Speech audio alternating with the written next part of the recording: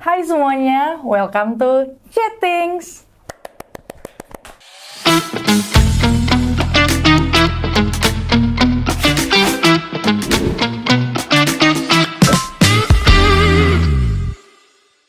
Hari ini kita kedatangan tamu yang sungguh spesial, sangat spesial, yaitu seorang HR practitioner. Yeay, welcome Kak Tari.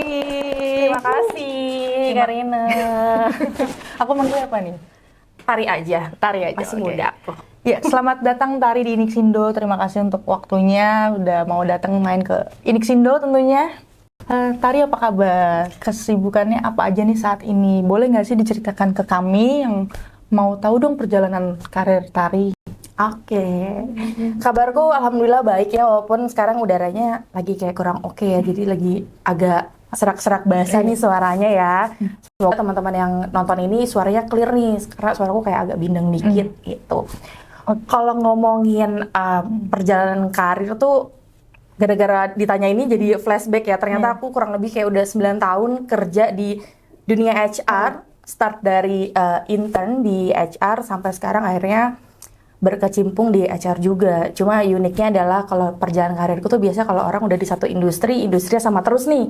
Tapi kalau aku dari pertama kali aku kerja sampai sekarang tuh industrinya beda-beda, Rina. Jadi kayak start dari IT, terus habis itu pindah ke media sempat juga, terus pingin ngerasain kerja di otomotif juga pernah, terus habis itu ngerasain kerja di bank.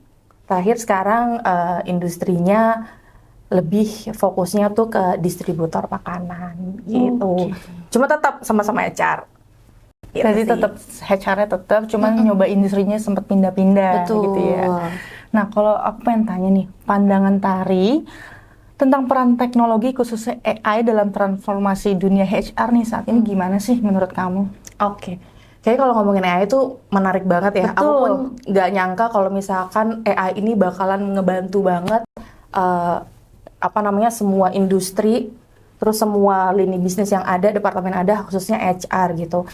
Kalau menurut aku sendiri tuh peranannya tuh bener-bener ngebantu banget sih si AI ini tuh. Khususnya dia tuh bener-bener mampu membuat semua pekerjaan HR tuh jadi lebih efisien. Terus sekarang kalau kita ngomongin kerjaan tuh by data ya. AI itu bener-bener ngebantu banget HR dalam mengolah data, karena nggak semua orang tuh kompeten lah ya dengan data. Aku pun juga masih kayak kadang-kadang tuh suka bingung nih, ini datanya mau diapain sih? Tapi dengan adanya teknologi sekarang itu tuh bener-bener kayak ngebantu banget sih si AI itu gitu. Tadi Tari bilang kalau AI ini membantu peran dalam bekerja gitu ya. Tapi kan yang kita ketahui juga AI memang masih bisa dibilang ada sudut pandang dari positifnya dan juga negatifnya di dunia kerja gitu kan. Kalau menurut Tari, apakah dengan penggunaan AI dalam HR ini akan menggantikan peran HR manusia atau justru nantinya akan melengkapinya gitu? Oke. Menarik, karena pada dasarnya ketika AI itu masuk di dunia HR tuh banyak banget kita tuh HR practitioner juga saling sering cerita ya, kayak aduh nih dikit lagi kita bisa digantikan nih dengan teknologi dan segala macam kayak gitu. Tapi nyatanya tuh justru AI itu bukan pengganti, tapi sebagai pelengkap. AI itu bisa ngebantu tuh dalam segala spektrum HR. Kita ngomongin start dari rekrutmen. Jadi awalnya AI itu benar-benar bisa ngebantu kita tuh dalam nge-screening CV. Mungkin sekarang banyak teman-teman yang selalu ikut pelatihan HR ya, gimana sih caranya bikin CV ATS gitu segala macam. Itu kan sebenarnya ada platform yang mempermudah untuk para para rekruter itu untuk kayak menyaring CV-CV kalian menggunakan si AI tersebut.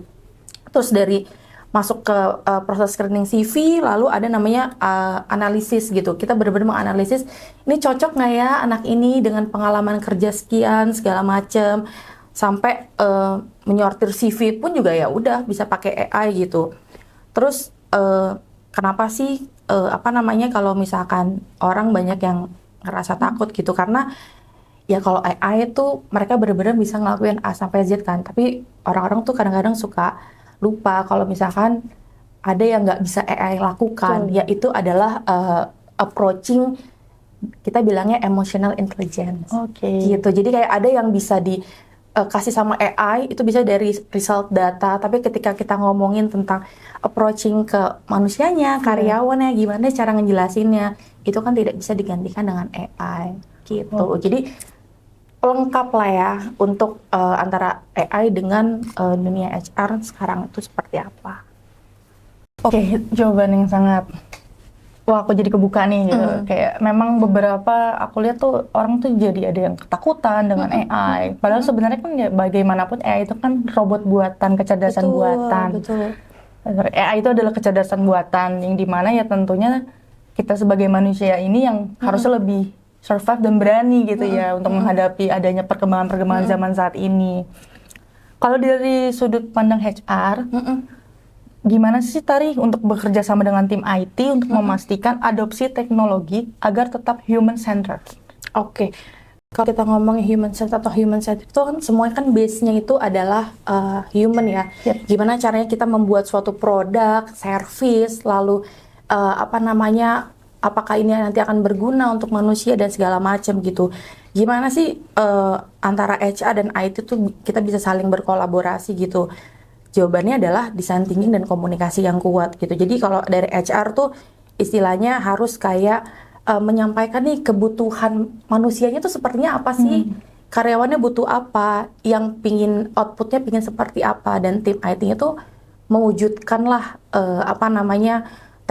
teknologi-teknologi yang memang pingin dibuat berdasarkan dari kebutuhan HR. Makanya kalau dibilang HR tuh biasanya kolaborasi sama siapa aja sih?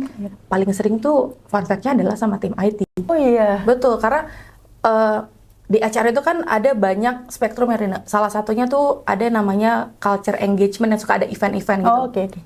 Itu salah satu yang bantu tuh adalah tim IT. Gimana caranya kita bisa menyampaikan informasi atau suatu acara-acara yang istilahnya online tapi bisa dinikmati sama karyawan kita. Nah itu biasanya pasti ya kita sama tim IT. Jadi tim IT benar-benar banyak pengaruhnya juga sih gitu. Lalu Tari, kalau dalam proses rekrutmen dan wawancara, bagaimana sih AI itu membantu dalam proses screening CV atau lamaran kerja di perusahaan saat ini? Oke, tadi kan aku sempat ngomong di awal ya, maksudnya kayak AI itu paling berasa di mana sih? Dan paling berasa banget dipakai sama siapa gitu kalau di HR. Nah kalau misalkan di recruiter itu, di AI yang platform-platform itu, biasanya kita tuh benar-benar disuruh isi dengan sangat transparansi. Jadi kuncinya adalah, kalau kita mau dapat kandidat yang bagus menggunakan AI, kita tuh harus sebisa mungkin transparansi dengan apa yang kita mau cari. Misalkan CV yang kita mau, kalau zaman dulu itu kan fokusnya lebih ke kita pingin dapat orang yang lulusan dari universitas A gitu. Tapi kalau di era sekarang, apapun universitasnya, itu tuh pasti hasil lulusannya tuh mirip-mirip gitu. Kenapa aku bilang mirip-mirip? Kalau dulu mungkin maunya yang universitas bagus-bagus nih, tapi sekarang banyak kok teman-teman yang secara knowledge dan skillnya tuh oke banget, tapi mungkin dia nggak punya kesempatan yang sama dengan teman-teman lain untuk kuliah di situ kan gitu. Jadi sekarang mungkin kita nggak terlalu agak fokus di universitas gitu. Jadi lebih fokusnya tuh ke pengalaman kerjanya mereka. Makanya kenapa kalau bikin CV harus detail ya, apa yang dikerjakan gitu. Karena dari keyword-keyword itulah kita tuh menyaring si AI itu untuk proses rekrutmen.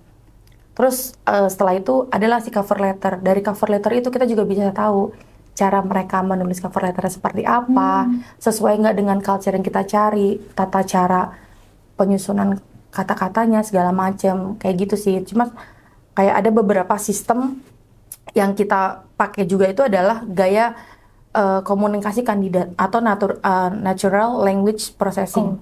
Jadi kayak kita, yang tadi aku bilang, dari cover letter tuh kita lihat gaya komunikasi kandidat tuh kayak gimana sih, sesuai nggak, baru setelah itu tetap harus kita validasi dengan proses rekrutmen yang online, interview online. Bahkan kalau bisa, sekarang udah bisa offline kan ya, interviewnya offline, bisa biar kita bisa lihat gestur tubuh.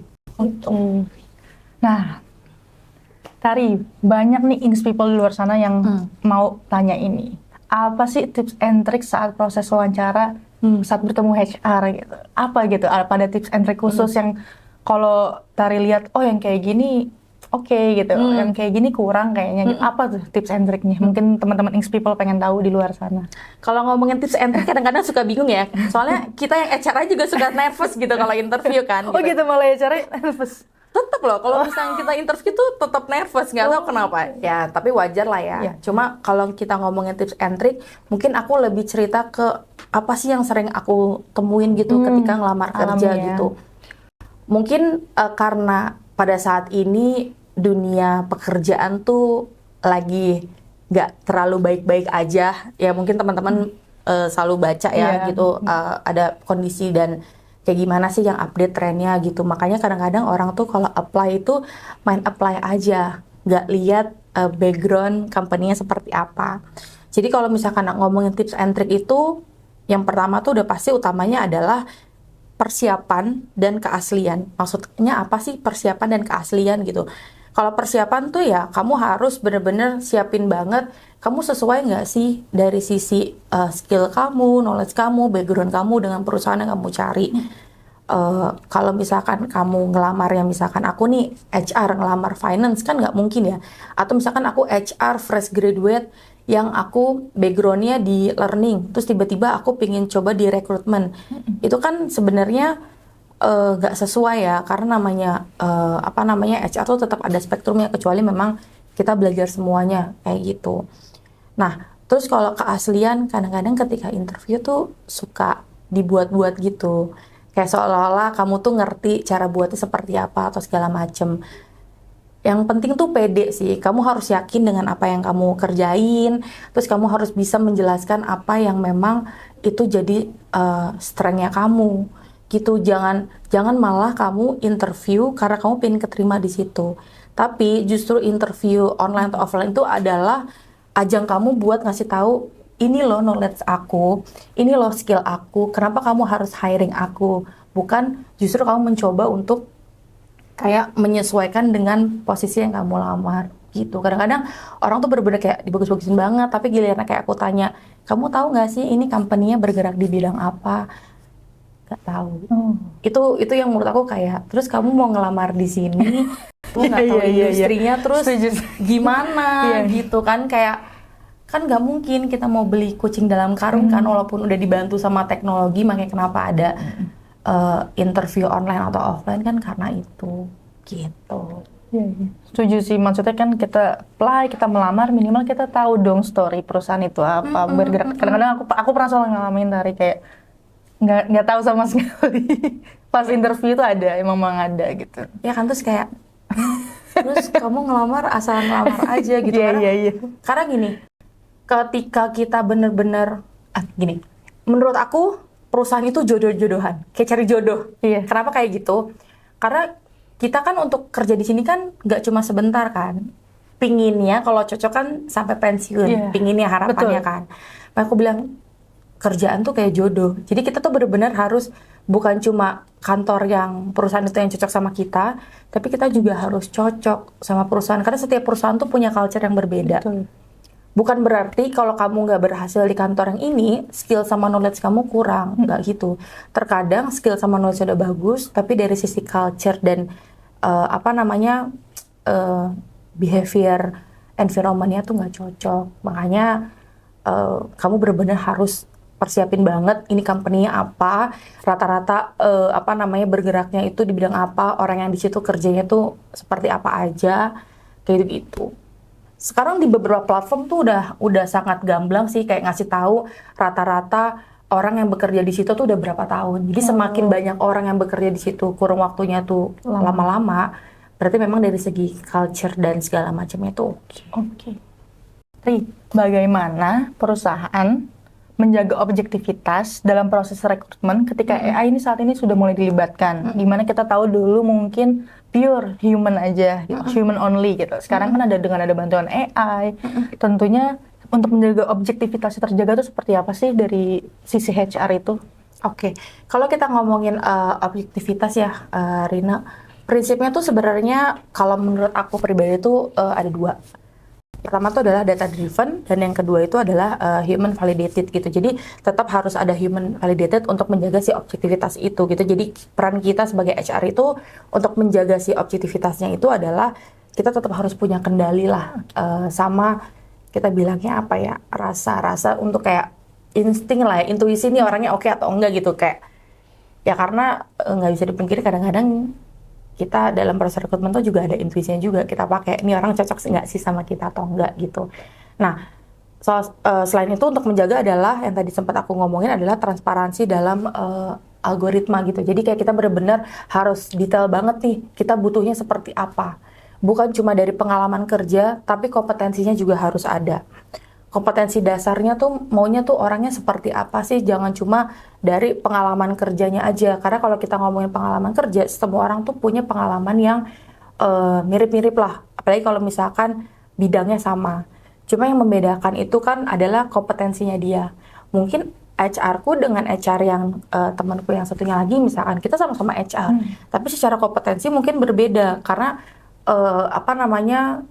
secara experience juga dia lebih lama bekerja, terus dari segi company-nya juga mungkin dia terbiasa untuk di company yang HR-nya sedikit, karena beda banget ya ketika kita HR-nya dikit sama banyak tuh.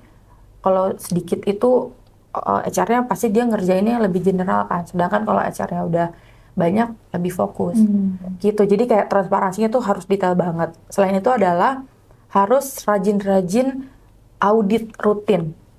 Karena si platform ini kan selalu pasti punya tren ya, walaupun sebenarnya dari platform itu pasti selalu ngingetin nih, coba dilihat nih trennya masih sama nggak, kompetensi yang dibutuhkan tuh masih sama nggak, trennya masih sama nggak gitu. Jadi kayak kita harus audit rutin untuk mendeteksi jangan sampai ada potensi bias sih gitu. Jadi yang pertama transparansi, terus abis itu audit juga, jadi biar objektivitasnya tuh selalu terjaga. Gitu. Ya penting ya, soalnya saat ini juga kita kan ya harus objektivitasnya tuh harus terjaga benar.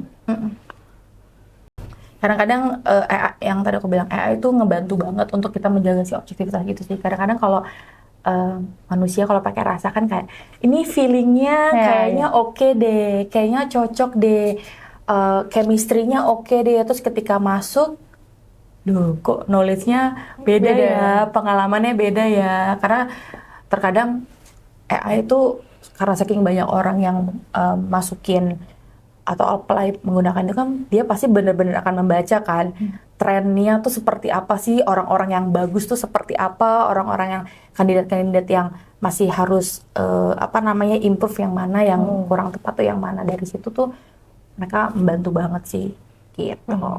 Nah, Tari, gimana sih kamu melihat peran digital literasi dalam HR untuk strategi ke depannya? Karena kita sama-sama tahu sekarang digital literasi sesuatu yang bisa dikatakan penting. Oke. Menarik. Kalau ngomongin digital ya, kalau dulu tuh mungkin departemen yang harus melek digital itu biasanya adalah teman IT sama teman-teman marketing. Ya kan, karena kan emang platformnya bekerjanya tuh di situ gitu. Tapi sekarang semua departemen yang ada di suatu perusahaan itu benar-benar harus melek teknologi. Jadi aku bisa bilang digital literasi itu sekarang udah jadi basic skill, bukan yang kayak nice to have, tapi emang benar-benar kalian emang harus melek gitu. HR dan finance aja dipaksa untuk melek digital gitu. Gimana caranya kita tuh lebih efisien dalam melakukan sesuatu. Terus sekarang tuh database bank data tuh semuanya tuh pasti pakai digital kan, makanya kita benar-benar harus melek teknologi. Sampai sekarang pemerintahan apapun sekarang udah pakai teknologi kan, lebih mempermudah lah. Makanya kenapa itu benar-benar harus jadi si basic skill itu gitu. Jadi udah bukan tim IT aja nih, atau misalkan tim marketing nih, tapi ya semua orang yang memang harus belajar si digital itu gitu. Apalagi itu berasa banget ketika pandemi. Bener banget nggak sih Rina? Iya, maksudnya kayak setuju. ketika kita biasanya offline terus tiba-tiba kita harus online gitu. Mungkin untuk beberapa pekerjaan yang memang pekerjaannya tuh tidak melibatkan orang banyak, itu ya antara stres dan nggak stres ya. Tapi untuk teman-teman yang biasanya ada di bidang media itu, atau misalnya di bidang event yang biasanya mereka offline tuh tiba-tiba online tuh kayak sesuatu yang painful banget sih buat mereka gitu. Makanya akhirnya pergerakan juga cepet, semua orang jadi melek teknologi, semuanya online, event online. Dulu kalau nonton YouTube isinya cuma vlog doang, sekarang nonton YouTube tuh ya informatif, podcast, sharing knowledge gitu. Iya. Jadi orang sekarang udah nyadar banget kan teknologi tuh kayak gimana sih gitu. Dan ini tuh si digital literasi tuh penting banget untuk mendorong inovasi dan adaptasi di era digital gitu. Jadi kayak menurut aku tanpa digital mindset organisasi akan tertinggal sih. Gitu, walaupun memang tetap harus ada manualnya. Cuma kalau kita manual terus di era sekarang dan semakin cepet ya pergerakan tren bisnis, itu organisasi menurut aku akan cukup tertinggal sih. Oke, tadi seperti Tari bilang, berarti bisa dikatakan semua sektor, semua industri, atau bisa dikatakan yang tadi kan sempat IT dan marketing saja yang dulunya mungkin kan sekarang jadi semua nih. Bisa dikatakan tadi finance, HR, dan lainnya harus melek akan teknologi. Nah, kalau langkah-langkah dari HR untuk menyusun rencana pengembangan talenta, dan khususnya talenta di bidang IT-nya itu gimana tuh, Kak? Oke. Kalau misalkan dari sisi HR itu biasanya kita start itu dari talent mapping. Jadi kita ngelihat dulu talent yang kita punya tuh saat ini tuh udah di mana sih titiknya, apakah sudah sesuai dengan kompetensi yang ada di internal perusahaan kita atau di organisasi kita dan di luar juga, ataupun masih banyak yang kurang. Dari situ kita biasanya bilangnya kita melakukan TNA, Training Needs Analysis, atau misalkan bisa juga kayak Business Needs Analysis. Jadi bukan cuma kita tuh ngelihat itu dari sisi bisnisnya. Sekarang bisnis tuh trennya apa sih? Oh, orang sekarang trennya yang paling penting adalah pertama komunikasi. Nggak peduli kamu tuh kerjanya di bidang apa, di sektor industrinya apa, di organisasi kamu tuh departemennya apa, komunikasi itu nomor 1. Berarti ya kita harus melakukan pengembangan di komunikasi, misalkan kayak gitu. Lalu abis itu kita kayak susun program berbasis kompetensi gitu. Jadi kalau ngomong kompetensi itu ada kompetensi soft skill sama hard skill. Kalau soft skill tuh ya komunikasi tuh soft skill, hard skill tuh di IT tuh biasanya adalah belajar lebih ke kayak SJS lah, atau belajar Java, atau misalkan belajar sekarang IT tuh yang lagi banget diolah kan AI ya, jadi belajar AI segala macam. Nah itu kita bikin kompetensinya segala macam. Terus habis itu kita bikin trainingnya, coaching, atau job rotation. Jadi kayak kita nyobain, kita kasih mereka untuk kerjaan yang lain gitu. Terus habis itu tantangannya ya pasti ada tantangannya ya.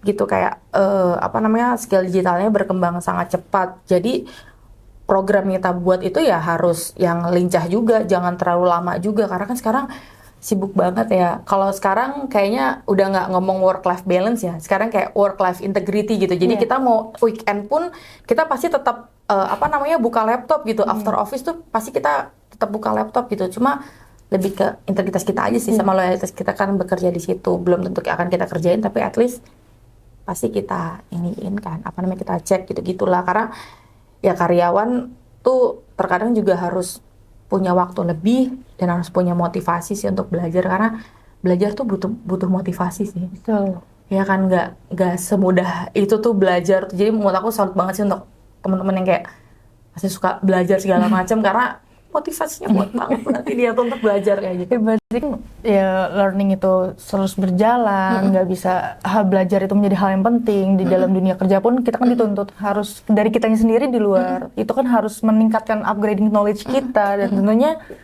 pelatihan saat ini juga menjadi salah satu aspek utama untuk meningkatkan kinerja karyawan itu sendiri gitu. Betul. Kalau Kak Tari sendiri pernah melakukan pelatihan atau training? Pernah. Namanya karir ya, aku pernah ngerasa stuck nih setelah aku kerja tuh kurang lebih 3 atau 4 tahun gitu. Aku stuck kok kayaknya gini-gini aja ya. Akhirnya aku mutusin untuk ngambil sertifikasi. Awalnya aku mikir kan kayak sertifikasi buat apa ya gitu. Karena kan apakah seorang praktisi HR itu harus bersertifikat? Karena kan pada saat itu tuh masih tabu lah ya sertifikasi itu gitu. Beda banget sama sekarang tuh sertifikasi tuh udah jadi nilai plus sih gitu-gitu. Ya udah aku ikutin sertifikasi itu kurang lebih 3 bulan. Aku belajar di situ, dan kalau kita ngambil sertifikasi tuh bukan cuma sertifikasinya aja sih yang aku dapetin, tapi juga knowledge dari teman-teman beda-beda industri. Karena kebetulan kan itu open ya, sertifikasinya bukan dari satu kantor yang sama. Jadi banyak banget knowledge yang aku dapetin di situ, bukan cuma knowledge dari sisi teorinya, tapi juga dari sisi prakteknya. Karena kan setiap company tuh pasti punya masalahnya masing-masing ya. Dari situ tuh belajar gitu, dan plusnya tuh adalah si sertifikasi itu yang menurut aku itu belum tentu bisa kita dapetin kalau misalkan kita nggak ngambil si sertifikasi itu gitu. Pas after pandemi pun aku juga belajar online, tapi bukan ngambil sertifikasi, tapi lebih ke belajar teknologi. Jadi aku belajar gimana ya caranya aku bikin event online, apa sih yang perlu aku pelajarin segala macam, supaya karena kan kebetulan aku pada saat itu kan megangnya culture engagement kan, jadi aku nge-build budaya perusahaan, termasuk juga menjaga engagement karyawan di kantorku gitu. Dan pada saat itu kan masih pandemi, jadi aku benar-benar bikin online event untuk karyawanku yang in total tuh 1.000, dan cabangnya itu ada 30 di seluruh Indonesia. Dan aku kayak ngerasa, ya udah, aku belajar bareng sama tim IT aku. Ya, ini cuma memang kalau untuk kayak ngambil sertifikasinya ke AI-nya belum. Cuma pada saat itu kayak ya ada training apa online, ya aku ambil aja gitu. Oke. Jadi bisa dikatakan sertifikasi memang menjadi hal yang utama dan penting berarti dalam perusahaan tentunya ya. Betul. Makanya sekarang pemerintah kan banyak bikin BNSP, karena kita juga Kak. Oh iya. BNSP partner dari Mixindo. Oh oke. Karena dari situ sih berarti kan memang kenapa sih harus disertifikasiin? Karena sebenarnya tujuan sertifikasi itu kan untuk menyamaratakan kompetensi ya. Karena pemerintah kan pasti punya base-nya sendiri kan. Pingin punya praktisi-praktisi di industri itu yang kompetensinya tuh minimal seperti apa sih. Makanya sekarang mereka ngambil dari sisi sertifikasi gitu. Nah, pertanyaan terakhir nih Tari.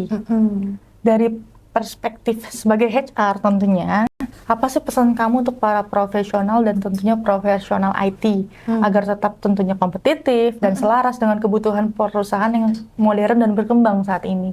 Oke. Kalau ngomongin pesannya ya, kayak kalau aku ngomongin kayak terus belajar dan adaptif tuh kayak kalimat yang pasti akan keluar dari semua orang ya, tetap belajar apa segala macamnya. Tapi memang ya pesannya apa ya, memang tetap harus belajar sih, karena continuous learning. Betul, karena kita tuh pasti seiring berjalannya waktu, pengalaman makin banyak, itu pasti selalu ada room for improvement yang harus masukin terus.